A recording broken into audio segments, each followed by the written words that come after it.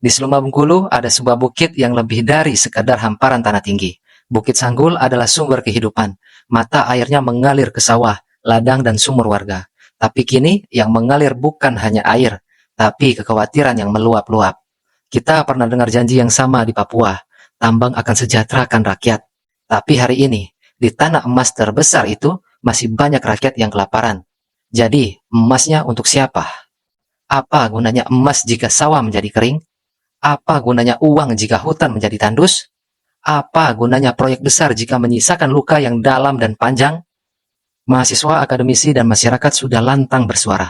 Mereka tidak menolak kemajuan, tapi mereka menolak kehancuran. Tambang bukan satu-satunya jalan membangun daerah, apalagi jika harus menembusnya dengan masa depan. Lihatlah Papua. Di sana tambang emas terbesar di dunia dikelola sejak lama, tapi rakyatnya masih banyak yang hidup dalam kesulitan. Lalu siapa yang sebenarnya menikmati emas itu? Siapa yang menanggung akibat lingkungannya? Kita harus belajar dari itu. Jangan ulangi luka yang sama di Bukit Sanggul. Jangan biarkan janji manis pembangunan justru menggerus harapan rakyat kecil. Karena jika tanah kita rusak, air kita habis, hutan kita hilang, maka semua uang dari tambang tidak akan bisa membeli kembali kehidupan yang musnah. Tambang emas bisa jadi emas untuk negara, tapi bila tidak dikelola dengan hati nurani dan keadilan, maka ia akan jadi petaka jangka panjang. Suara masyarakat bukan penghalang pembangunan, tapi penjaga arah agar pembangunan tak membunuh masa depan.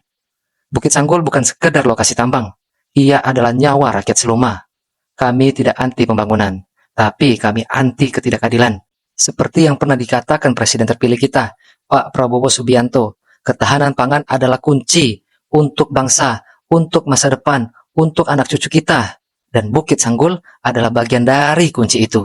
Jangan gembok masa depan hanya demi membuka tambang emas. Kepada Gubernur Helmi Hasan, kepada Bupati Seluma, dengar suara rakyatmu. Bukit Sanggul bukan milik perusahaan. Ia adalah warisan alam yang wajib kita jaga. Jangan jadikan hutan lindung sebagai komoditas. Kepada Kementerian Lingkungan Hidup dan Kehutanan Republik Indonesia, kembalikan status Bukit Sanggul sebagai hutan lindung. Dan jika suara masyarakat Seluma, para akademisi dan mahasiswa tidak juga didengar, maka kami akan bersuara lebih lantang. Karena kami percaya, kedaulatan tertinggi ada di tangan rakyat. Jangan uji kesabaran kami, karena yang kami perjuangkan bukan kekuasaan, tapi kehidupan. Saya Rio Kajut, dan ini suara rakyat Bengkulu yang siap bangkit, yang tidak akan diam. Kita bangun Bengkulu yang lebih adil dan berani. Ingat, diskusikan apapun itu, tapi tetap pakai adab.